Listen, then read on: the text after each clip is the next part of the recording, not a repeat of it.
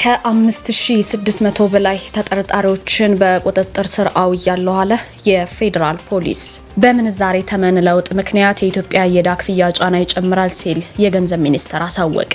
3 የ12ኛ ክፍል ተማሪዎች በጾታዊ ትንኮሳ ምክንያት ከብሔራዊ ፈተና ተባረሩ። ጠቅላይ ሚኒስትር ዶክተር አብይ አህመድ ነገ በሕዝብ ተወካዮች ምክር ቤት ተገኝተው ማብራሪያ ይሰጣሉ። ከሃይማኖትና ከባህል ውጪ በሆነ አለባበስ በጨለማ የአልኮል መጠጥ ሲጠጡ የተገኙ ሴቶች በፖሊስ ቁጥጥር ስር ውለዋል። ይህንንም ትሰሙታላችሁ። አንድ ጠቅላይ ሚኒስትር ሾልኮ በወጣ የስልክ ንግግር ታገዱ። ጤና ይስጥልን እንደምን አላችሁ? አሃዱ ኒውስ ኤንድ ፖለቲክስ የዩቲዩብ ቻናላችን ነው። ከዚህ ሰዓት ጀምሮ ለእናንተ የተመረጡ መረጃዎችን እናደርሳለን። ናርዶስ አለማየሁ አብሬያችሁ ቆይታ አደርጋለሁ።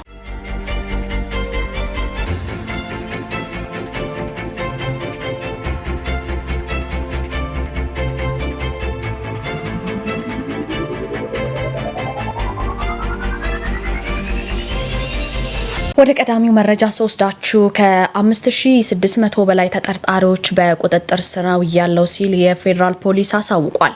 በ2017 በጀት ዓመት እንግዲህ ከ6000 በላይ ምርመራዎችን ከናውኖ ከ5600 በላይ ተጠርጣሪዎችን ደግሞ በቁጥጥር ስር መዋሉን የፌዴራል ፖሊስ አሳውቋል።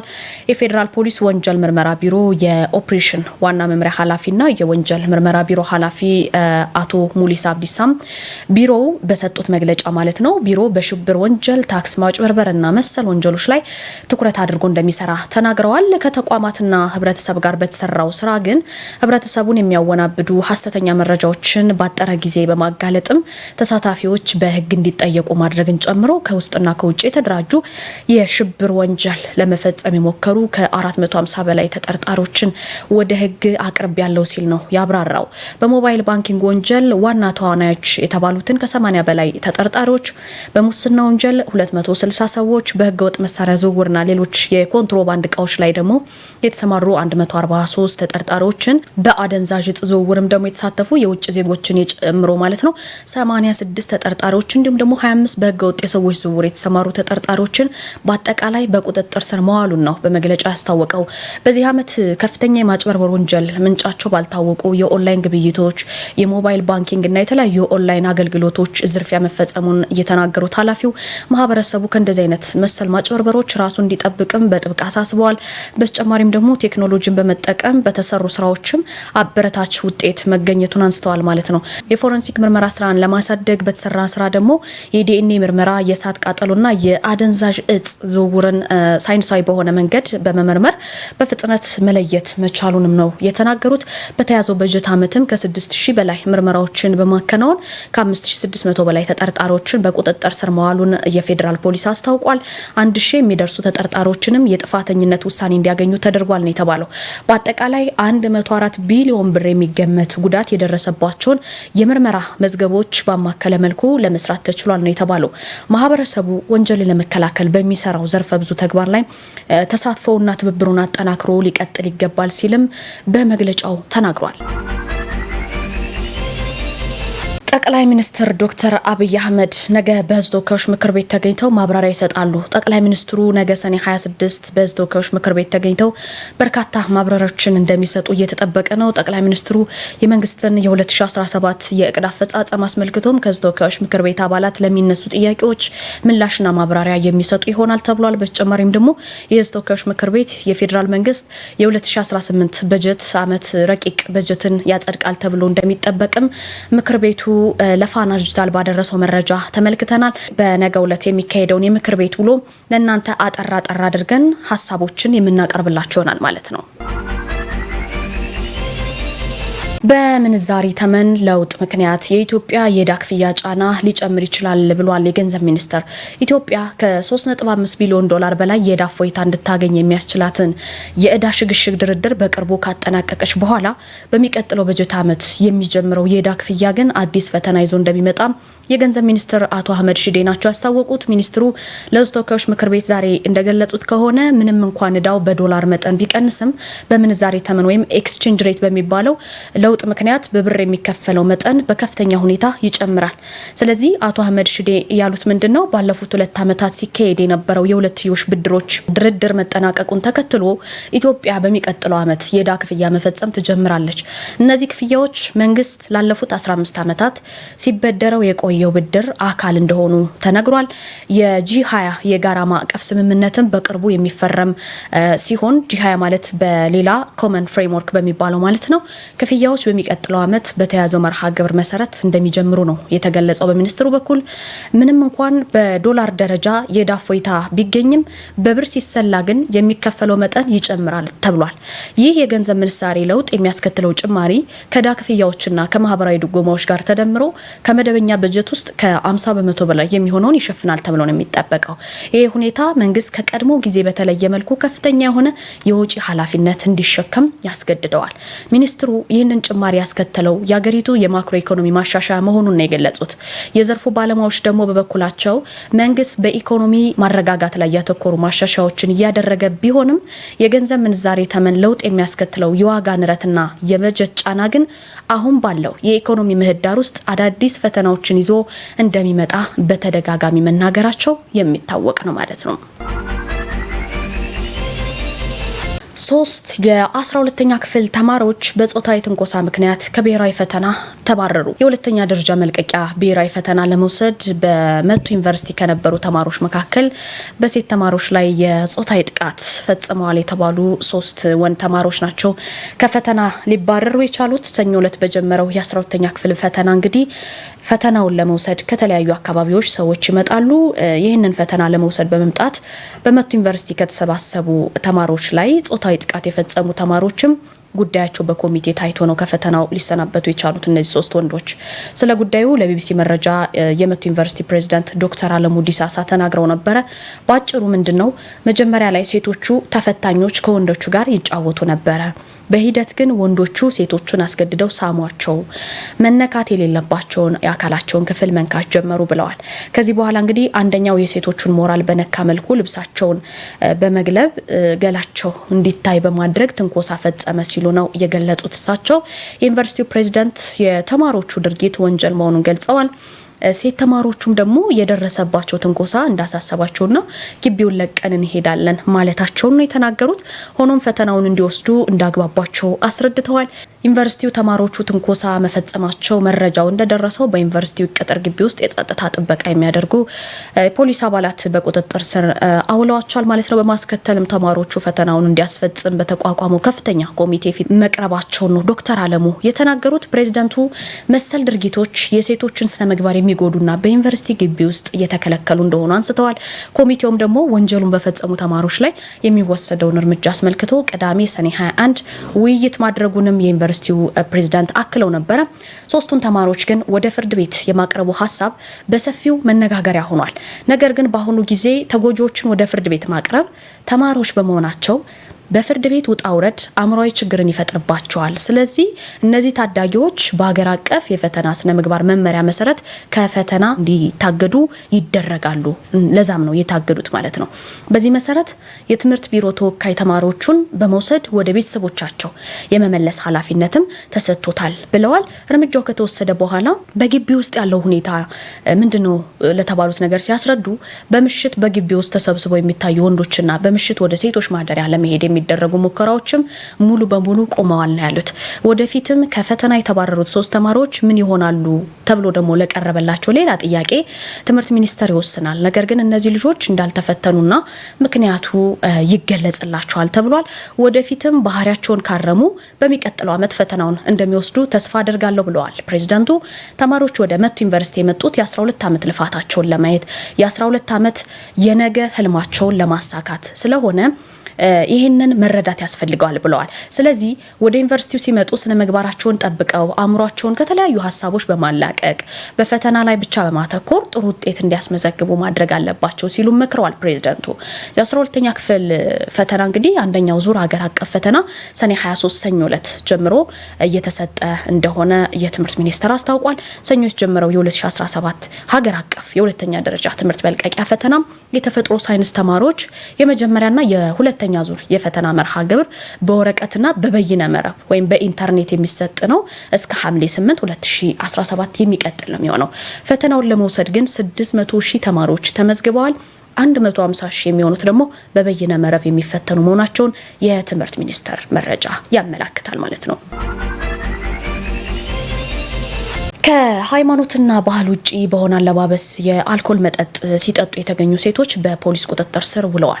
የተፈጸመው በጋምቤላ ክልል ባህልንና ሃይማኖትን በሚጻረር ባልተለመደ አለባበስ ምሽት ላይ ሆቴል በመግባት በምትመለከቱት መልኩ የአልኮል መጠጥ በእንደዚህ አይነት አለባበስ ሲጠጡ የተገኙ ሴቶች በፖሊስ ቁጥጥር ስር እንዲውሉ መደረጉን የዲማ ወረዳ ሴቶችና ማህበራዊ ጉዳይ ጽህፈት ቤት ነው ያስታወቀው። የዲማ ወረዳ ሴቶችና ማህበራዊ ጉዳይ ጽህፈት ቤት ኃላፊ የሆኑት ወይዘሮ ኒካሃ ለወረዳው መንግስት ኮሚኒኬሽን ገልጸዋል። ምንድነው ያሉት? በዲማ ከተማ ጨለማን ተገን በማድረግ ሃይማኖትንም ባህልንም የተለመደውንም ነገር በሚጻረር አለባበስ ከምሽቱ 4 ሰዓት አካባቢ ዳንስ ቤት በመገኘታቸው ጽህፈት ቤቱ ከፖሊስ ጋር በመነጋገር በቁጥጥር ስር እንዲውሉ ሴቶቹን አድርጓል። ጽህፈት ቤቱም ከዚህ በፊት 18 ዓመት ያልሞላቸው 9 ወንድ ህጻናት በምሽት መጠጥ ሲጠጡ በመገኘታቸው በፖሊስ ቁጥጥር ስር እንዲውሉ ተደርጎ የገንዘብ ቅጣት ተቀጥተው በዋስ እንዲለቀቁ መደረጉንም አስታውሰዋል።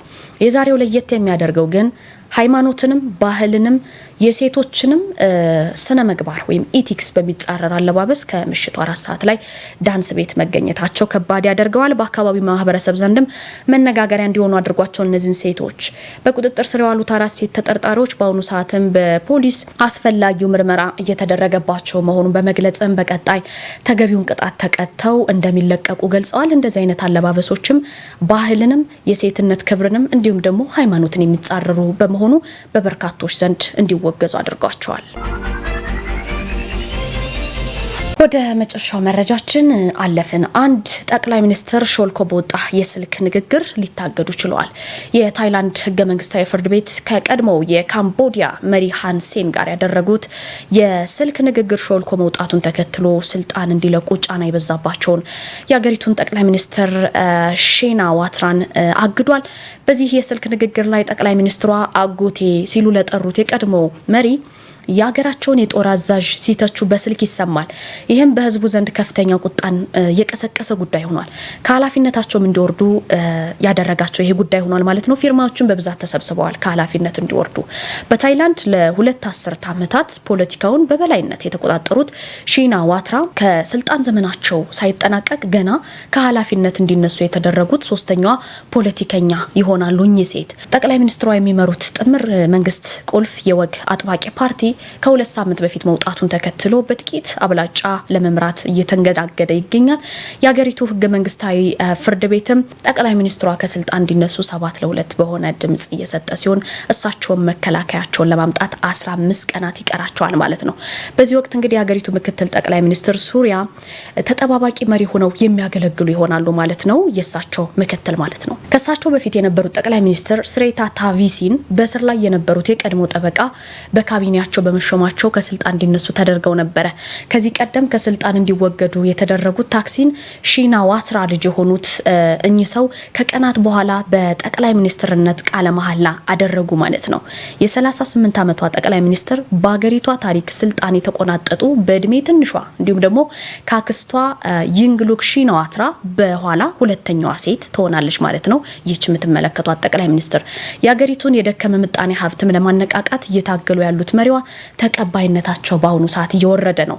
በዚህ ስልክ ምክንያት ጠቅላይ ሚኒስትሯ ሾልኮ የወጣው የስልክ ንግግራቸውን በተመለከተ ይቅርታ በተደጋጋሚ ቢጠይቁም ሰሞኑን በድንበር ድርድር ምክንያት የተነሱ ውዝግቦች ጋር በተያያዘ የድንበር ቴክኒክ ነው በሚል ተከልክለዋል ማለት ነው። ነገር ግን የወግ አጥባቂ የፓርላማ አባላት ጠቅላይ ሚኒስትሯ ለካምቦዲያ ተንበርክከዋል፣ እንዲሁም ደግሞ የሀገሯን ጦር ዝቅ በማድረግ ከሰዋቸዋል። የሀገሪቱን መንግስት ከጀርባ ሆነው ያሽከረክሯታል የሚባሉት አባቷም በፖለቲካው ውስጥ የገቡትን ሰጣ ገባ እየታገሉ ባሉበት ወቅት ነው የፍርዱ ውሳኔ የተላለፈው። በበርካቶች ዘንድ መነጋገሪያ ሆኗል ይህ የድምጽ ቅጂ። አባትየው ከ9 ዓመታት በፊት ለደቡብ ኮሪያ ጋዜጣ በሰጡት ቃለ መጠይቅ የታይላንድን ንጉሳዊ ስርዓት ተሳድበዋል በሚል ክስ ተመስርቶባቸው ነበር። የፍርድ ሂደቱም ማክሰኞ ዕለት ተጀምሯል። ከ15 ዓመታት ግዞት በኋላ ግን በአውሮፓውያኑ 2023 ወደ ታይላንድ የተመለሱት አወዛጋቢ የፖለቲካ መሪ በአገሪቱ አፋኝ በሚባለው ሌሴ ማጂስቲ ሕግ ክስ ከተመሰረተባቸው ታዋቂ ሰዎች መካከል ዋነኛው ናቸው። እኚህ መልከ መልካም ጠቅላይ ሚኒስትር በስልክ ንግግር ሾልኮ በወጣ የድምፅ ቅጂ ከስራ እንዲታገዱ ተደርገዋል። የታይላንድ ጠቅላይ ሚኒስትር አሁን ደግሞ ወደ አሃዱ ስቱዲዮ ልውሰዳችሁ። ከአጠቃላይ በጀቱ ለደህንነት ተኮር ዘርፉ የተመደበው ረቂቅ በጀት ከባለፈው ዓመት ያነሰ መሆኑ ስለመነገሩ፣ እንባ ጠባቂ ተቋም የቅርንጫፍ ጽህፈት ቤቶችን ጨምሮ የሚያስፈልገው የሰው ኃይል 1545 ቢሆንም 300 ሰራተኞች ብቻ እንዳሉት ስለመነገሩ፣ ኢንስቲትዩቱ የእናቶችና ህጻናት ሞትና መንስኤዎችን ለመለየትና ክትትል ለማድረግ የሚያስችል የናሙና ምዝገባ ስርዓት የማስጀመሪያ ስምምነት ስለመፈራረሙና ሌሎችንም ጉዳዮች ባልደረባዊ ታሪኩ ጋሹ ከአሃዱ ስቱዲዮ ይጠብቃችኋል። ወደ ታሪኩ ጋሹ ወስዳችኋለሁ። የሀገር ውስጥ አንኳር ዘገባዎቹን በማስቀደም እንጀምራለን። ከአንኳር ዘገባዎቹ ጋር ታሪኩ ጋሹ ነኝ። ከአጠቃላይ በጀቱ ለድህነት ተኮር ዘርፉ የተመደበው ረቂቅ በጀት ከባለፈው ዓመት ያነሰ መሆኑ ተገለጸ። የህዝብ ተወካዮች ምክር ቤት አራተኛ ዓመት የሥራ ዘመን 41ኛ መደበኛ ስብሰባ ቃለ ጉባኤ መርምሮ በማጽደቅ በፌዴራል መንግስት የ2018 በጀት ዓመት ረቂቅ በጀት ላይ በዝርዝር ተወያይቷል። የ2018 በጀት ዓመትን አስመልክቶ የገንዘብ ሚኒስቴር ሚኒስትር አህመድ ሺዴ ከምክር ቤት አባላት ለተነሱላቸው ጥያቄዎች ምላሽና ማብራሪያ ሰጥተዋል። የፕላን በጀትና ፋይናንስ ጉዳዮች ቋሚ ኮሚቴ አቶ ወንዶሰን አድማሱ በ2017 በጀት ዓመት ከጠቅላላ በጀቱ ለትምህርት፣ ለመንገድ፣ ለጤና ተመድቦ የነበረው 34 በመቶ ሲሆን በ2018 ረቂቅ በጀት ላይ 25.5 በመቶ መመደቡን የገለጹ ሲሆን ከባለፈው ዓመት 35 በመቶ ያነሰ መሆኑን ገልጸዋል። ይህ ደግሞ ለድህነት ተኮር ሴክተር በምን ያህል መሸፈን የሚችል ይሆናል ሲሉ ጥያቄያቸውን አቅርበዋል። አክለውም የ2018 በጀት ዓመት ከባለፈው ዓመት 34 በመቶ ብልጫ ያለው ቢሆንም ለክልሎች የተበጀተው በጀት ግን ከተደረገው ጭማሪ አንጻር ዝቅተኛ ነው ብለዋል። ሌላው የምክር ቤት አባል የሆኑት ተስፋዬ ባንጉ በበኩላቸው ለክልሎች የሚደረገው በጀት ወቅቱን ጠብቆ የማይደርስ በመሆኑ የሚሰሩ ስራዎች ተግባራዊነት ላይ እክል እየፈጠረ መሆኑን ገልጸዋል። በተመሳሳይም ጥያቄያቸውን ያቀረቡት የምክር ቤት አባሉ አቶ ባጤማ ፈቃዱ በገጠር የሚገኙ የሴፍቲኔት ተጠቃሚዎች ራሳቸውን በመቻልና ከፍ በማለት ከሴፍቲኔት ተጠቃሚነት መላቀቅ እየቻሉ ቢሆንም በከተማ ያለው የሴፍቲኔት ተጠቃሚ ግን የመቀነስና የመላቀቅ ነገር የማይታይበት በመሆኑ ተጠቃሚዎችን መፈተሽና ዘላቂ መፍትሄ ሊሰጥ ይገባል ብለዋል። ለመሰረታዊ የልማት በጀቶች የሚያስፈልገው መጠን ጨምሯል ሲሉ ለቀረበላቸው ጥያቄ ምላሽ የሰጡት የገንዘብ ሚኒስቴር ሚኒስትር አህመድ ሺዴ የክልሎች የጋራ ገቢ መጨመርና የፕሮፐርቲ ታክስ ለክልሎች የተሻለ ገቢን የሚፈጥር መሆኑን ከግንዛቤ ያስገባ ነው ሲሉ ገልጸዋል። እንዲሁም ክልሎች የገቢ መጠናቸውን ለመጨመር ምርታማነትን ማሳደግና ኢንቨስትመንትን መሳብ ይጠበቅባቸዋልም ብለዋል። አክለውም የሪፎርም ዓላማ ገቢን መጨመር ነው ያሉ ሲሆን መንግስት የወጪ ፍላጎት በገቢ አቅሙ የሚሸፍንበት አሰራር መኖሩንም ጠቁሟል። የተቀመጠውን የታክስ እቅድም መሰብሰብ የሚችል በመሆኑ በዘንድሮ ዓመት የታየ ነው ሲሉም አክለው ገልጸዋል። ኢንስቲትዩቱ የእናቶችና ህጻናት ሞት እንዲሁም መንስኤዎችን ለመለየትና ክትትል ለማድረግ የሚያስችል የናሙና ምዝገባ ስርዓት የማስጀመሪያ ስምምነት ተፈራረመ። የኢትዮጵያ ህብረተሰብ ጤና ኢንስቲትዩት የእናቶች ህጻናት ሞትና መንስኤዎችን ለመለየትና ክትትል ለማድረግ የሚያስችል የናሙና ምዝገባ ስርዓት ከክልሎች የህብረተሰብ ጤና ኢንስቲትዩት ጋር የመግባቢያ ስምምነት ተፈራርሟል።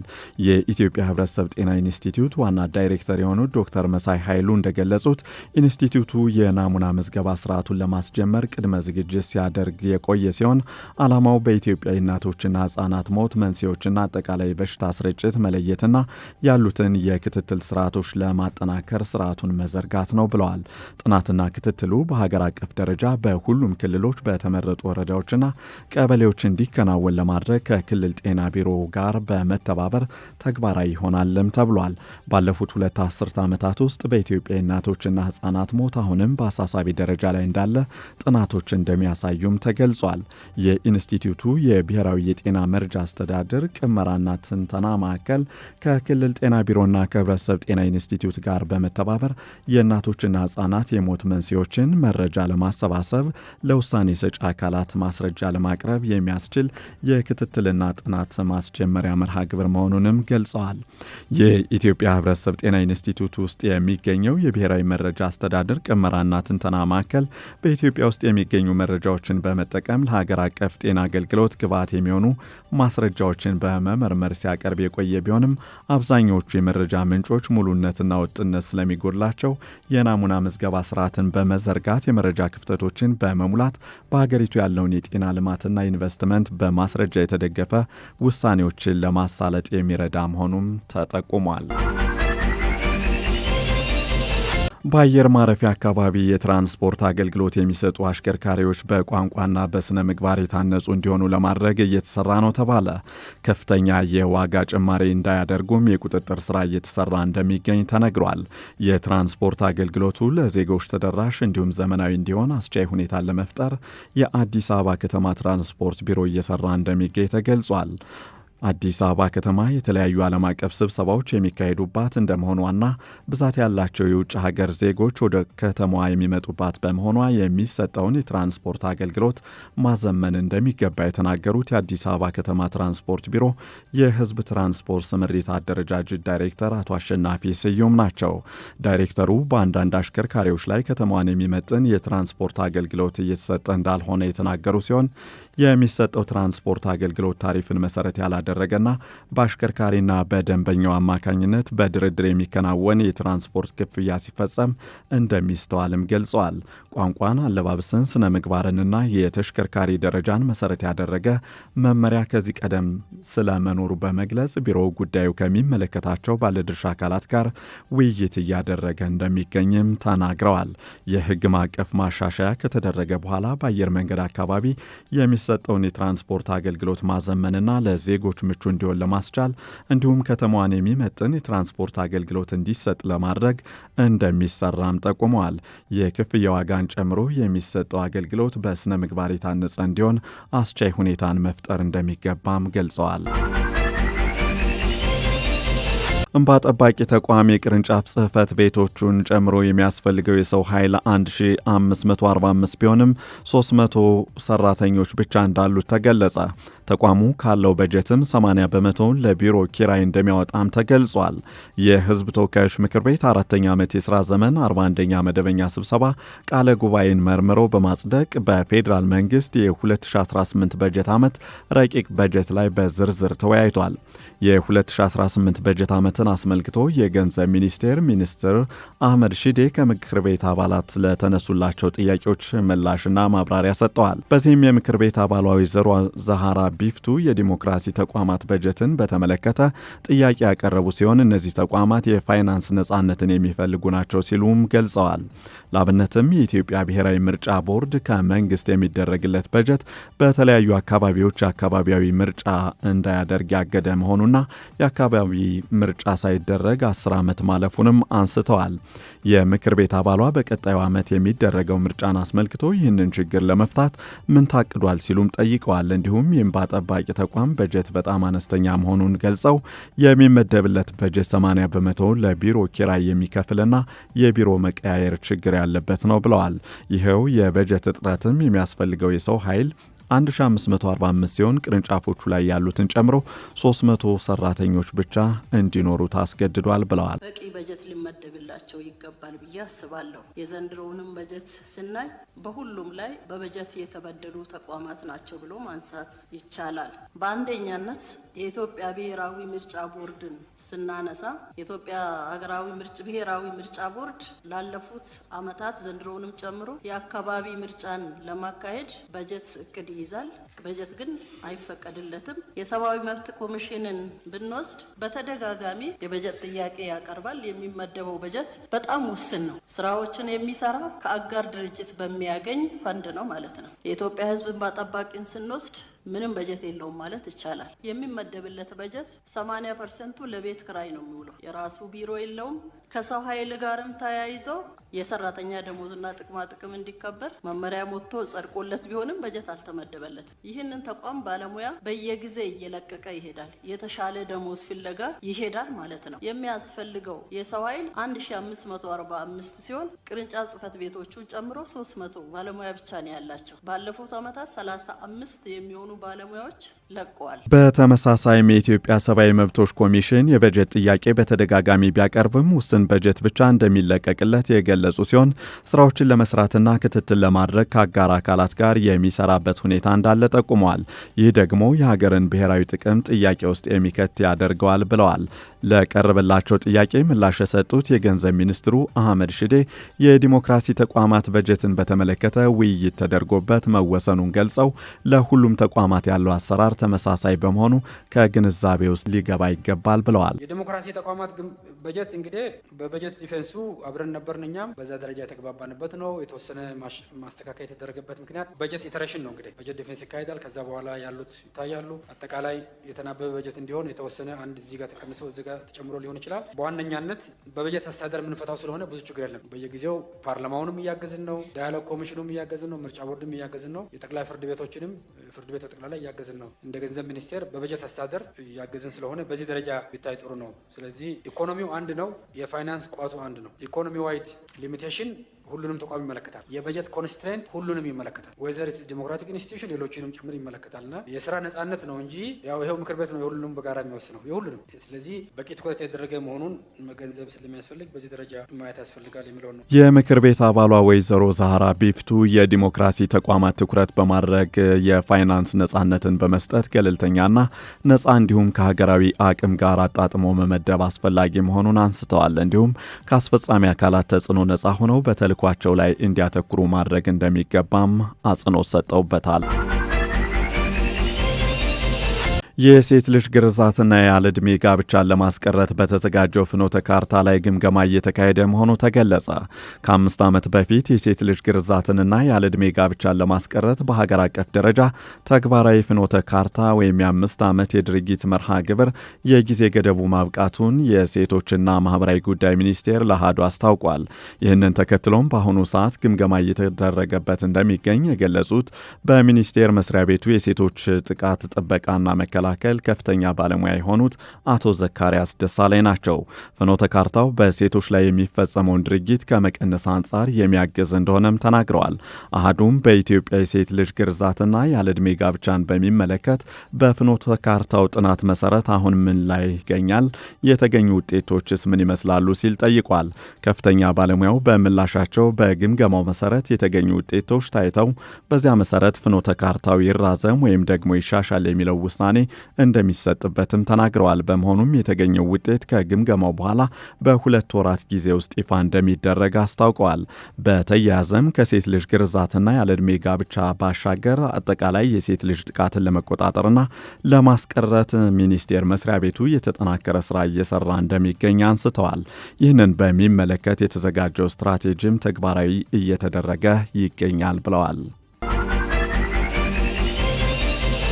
ኢንስቲትዩቱ ከ3000 በላይ የሚሆኑ መረጃዎች መሰብሰቡን አስታወቀ። የኢትዮጵያ ሕብረተሰብ ጤና ኢንስቲትዩት 3105 የሚሆኑ መረጃዎች መሰብሰቡን ለአሃዱ አስታውቋል። ከባለፉት 10 ዓመታት አካቶ ከክልል ጤና ኢንስቲትዩት ጋር በመሆን የተሰራው ጥናት በዩኒቨርሲቲዎችና በጤና ሳይንስ ኮሌጆች ጤናና ጤና ነክ የሆኑ ከ3105 በላይ መረጃዎች መካከል 80 በመቶ የሚሆኑት መረጃዎች በወረቀት የተሰበሰቡ መሆናቸውን በኢትዮጵያ ሕብረተሰብ ጤና ኢንስቲትዩት የብሔራዊ የጤና መረጃ አስተዳደር አስተባባሪ ሀብቱ ረዳ ለአሃዱ ገልጸዋል። 20 በመቶ የሚሆኑት መረጃዎች በኤሌክትሮኒክስ መንገድ መሰባሰባቸውንም ገልጸዋል። በጥናታዊ ጽሑፉም ችግሮቹ የተለዩ ሲሆን መረጃዎቹ የሚሰበሰቡበት መንገድ በኤሌክትሮኒክስ እንዲሆንና ሀገር አቀፍ የመረጃ ቋት እንዲኖር ለተገኙ ችግሮች መፍትሄ ናቸው ተብሏል። በኢትዮጵያ ሕብረተሰብ ጤና ኢንስቲትዩትና በክልሎች ጤና ቢሮ ያለውን የመረጃ ማዕከል ምን አይነት ስራዎች እየተሰሩ እንዳሉም በጥናት ቀርቧል። በኢንስቲትዩቱ ወጥ የሆነ የመረጃ ቋት አለመኖርና በአብዛኞቹ ጤና ተቋማት መረጃዎች በግለሰብ እጅ መሆናቸውን በጥናቱ መለየቱን የብሔራዊ የጤና መረጃ አስተዳደር አስተባባሪው ገልጸዋል። ይህን ችግር ለመፍታት ኢንስቲትዩቱ ከተለያዩ ክልሎች ከተወጣጡ የጤና ቢሮዎች ጋር በመተባበር ወደ አንድ ወጥና የተደራጀ የመረጃ ማዕከል በማምጣት እንዲቋቋም ለማድረግ እየተሰራ መሆኑን አቶ ሀብቱ ተናግረዋል። አንዳንድ የጤና ተቋማት ላይ የሚሰበሰበው መረጃ በግለሰቦች እጅ ላይ በመሆኑ የጤና ተቋማት ፖሊሲዎችና በጤናና ጤና ነክ የተሰበሰበው መረጃ የህብረተሰቡ ሆኖ ሳለ መረጃውን የሰበሰበው አካል ለሶስተኛ ወገን አለማጋራቱ በዘርፉ የሚነሱ ችግሮች ቢሆኑም ይህን ለማስቀረት እየተሰራ መሆኑን አቶ ሀብቱ ጠቁመዋል። ወደ ውጭ አንኳር ዘገባዎቻችን እናልፋለን። ውድ ቤተሰቦቻችን ደቡብ አፍሪካ ከአሜሪካ ጋር ያላትን የንግድ ስምምነት ለመወሰን ቀነ ገደብ እንዲራዘምላት እንደምትፈልግ አስታወቀች። የደቡብ አፍሪካ መንግስት ከአሜሪካ ጋር የተፈጠረው የንግድ ውዝግብ ላይ በችኮላ ውሳኔዎችን አያሳልፍም ሲሉ የሀገሪቱ የንግድ ሚኒስትር አስታውቀዋል። የአሜሪካው ፕሬዝደንት ትራምፕ በአፍሪካና በመላው የዓለም ሀገራት ላይ የታሪፍ ጭማሪ ያደረጉ መሆናቸው የሚታወቅ ሲሆን ተፈጻሚ ለማድረግ 90 ቀናት መስጠታቸው ይታወሳል። በዚህም ጊዜው የቀረበባት ደቡብ አፍሪካ ከአሜሪካ ጋር የገባችበትን የዲፕሎማሲ ውዝግብ ለመወሰን ቀነ ገደብ እንዲራዘም እፈልጋለሁ ብላለች። ሚኒስቴሩ ባወጣው መግለጫ የደቡብ አፍሪካ ምክትል የንግድ ሚኒስትር ዙኮ ጎሎ ድምፒ እንዲሁም የአሜሪካ የንግድ ተወካይ ኮኒ ሄሚልተን በአለፈው ሳምንት በአንጎላ ዋና ከተማ ሉዋንዳ በተካሄደው የአሜሪካና የአፍሪካ የንግድ ጉባኤ ጎን ለጎን ያደረጉትን ውይይት ተከትሎ ነው ጥያቄው የመጣው ተብሏል። ነገር ግን በጉዳዩ ላይ የትራምፕ አስተዳደር የሰጠው ዝርዝር መረጃ የለም ተብሏል። ዘገባው የአናዶሉ ነው። የቀድሞው የሩሲያ ምክትል የመከላከያ ሚኒስትር በሙስና ወንጀል ተከሰው ጥፋተኛ ሆነው በመገኘታቸው የ13 ዓመት ጽኑ እስራት ተፈረደባቸው። የሩሲያ የቀድሞ ምክትል የመከላከያ ሚኒስትር ቲሙር ኢኖቮቭ በ50 ሚሊዮን ዶላር የሙስና ወንጀል ተከሰው ጥፋተኛ ሆነው በመገኘታቸው የ13 ዓመት ጽኑ እስራት ተፈርዶባቸዋል። እንደ አውሮፓውያኑ የዘመን አቆጣጠር በኤፕሪል 2024 በቁጥጥር ስር የዋሉት የ49 ዓመቱ ምክትል መከላከያ ሚኒስትር ቀደም ሲል በሩሲያ የኢነርጂና የግንባታ ዘርፎች ውስጥ ከፍተኛ ኃላፊነት ነበራቸው ተብሏል። በመንግስት ኃላፊነት በነበሩበት ወቅትም ሰፋፊ ወታደራዊ የግንባታ ፕሮጀክቶችን ተቆጣጥሮ እንደነበረም ተገልጿል። ፍርድ ቤቱ በአውሮፓውያኑ 2015 የመከላከያ ሚኒስትርን ወክለው በፈጸሙት የሁለት ጀልባ ግዥ ብቻ 2.8 ሚሊዮን ዶላር በማጭበርበር በሌሎች ዝርፊያዎች ምክንያትም ጥፋተኛ ናቸው ሲል ብይን ሰጥቶባቸዋልም ተብሏል። ዘገባው የአርቲ ኒውስ ነው።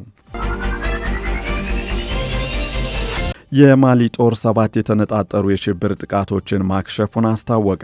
የማሊ ጦር በትላንትናው ዕለት 7 የተቀናጁ የሽብር ጥቃቶችን ከሽፏል ያለ ሲሆን በዜጎች ላይ እንዲሁም በመከላከያና በጸጥታ ኃይሎች ላይ ያነጣጠሩ እንደነበርም ገልጿል። የማሊ ጦር የህዝብ ግንኙነት ዳይሬክተር ኮሎኔል ሱሌይማን ዲምቤሌ የሽብር ቡድኖቹ በሀገሪቱ ግዛት በሆኑት በኒዮኖ፣ ሞሎዶ፣ ሳንዳሬ፣ ኬይ፣ ዲቦሊ፣ ኒዮሮ፣ ዱሳሄልና ጎጊ አካባቢዎች ላይ ጥቃት ሰንዝረዋል ብለዋል። ነገር ግን ጠላት በመከላከያና በጸጥታ ኃይሎች ላይ ጥቃት ለማድረስ በሞከረበት ቦታ ሁሉ ከፍተኛ ኪሳራ ደርሶበታል ሲሉ አክለዋል።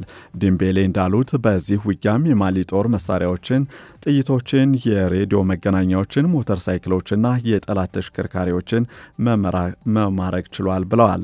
ዲምቤሌ ስለ አሸባሪዎቹ ማንነት ምንም አይነት መረጃ ባይሰጡም ማሊ ከአውሮፓውያኑ 2012 ጀምሮ በጸጥታ ችግር ውስጥ ትገኛለች። ዘገባው የአናዶሉ ነው። አውሮፓ እስራኤልን ከመደገፍ መቆጠብ አለባት ስትል ኢራን አስጠነቀቀች። የኢራን ውጭ ጉዳይ ሚኒስትር አባስ አራግቺ ከአውሮፓ ህብረት የውጭ ጉዳይ ፖሊሲ ኃላፊ ካጃ ካላስ እንዲሁም ከግሪክ አቻቸው ጆርጎስ ጌራፕቲስ ጋር በእስራኤል ዙሪያ ስላለው ወታደራዊ ውጥረት በትላንትናው ዕለት ተወያይተዋል።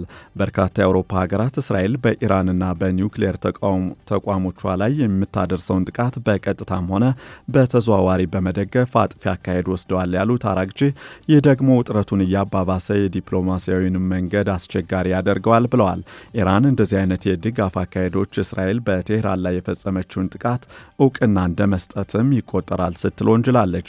የእስራኤልና የኢራን ጦርነት ከ12 ቀናት አውዳሚ የድንበር ተሻጋሪ ጥቃት በኋላ በተኩስ አቁም ስምምነት ቢቆምም 2 ሳምንት ባልሞላው ጊዜ ውስጥ የኢራንን የጦር ጀነራሎች ጨምሮ የኒውክሌር ሳይንቲስቶቿን እስራኤል ገላለች።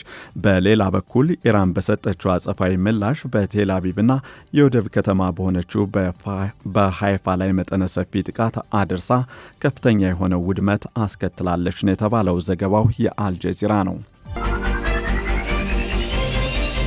አብራችሁኝ ስለቆያችሁ ከልብ አድርጌ ነው ማመሰግነው። ለነበረን ጊዜ በድጋሚ እናመሰግናለን። አሃዱ ኒውስ ኤንድ ፖለቲክስ የዩቲዩብ ቻናላችን በየቀኑ የሚወጡ አዳዲስ መረጃዎችን ለእናንተ የምናደርስበት የዩቲዩብ ቻናላችን ነው።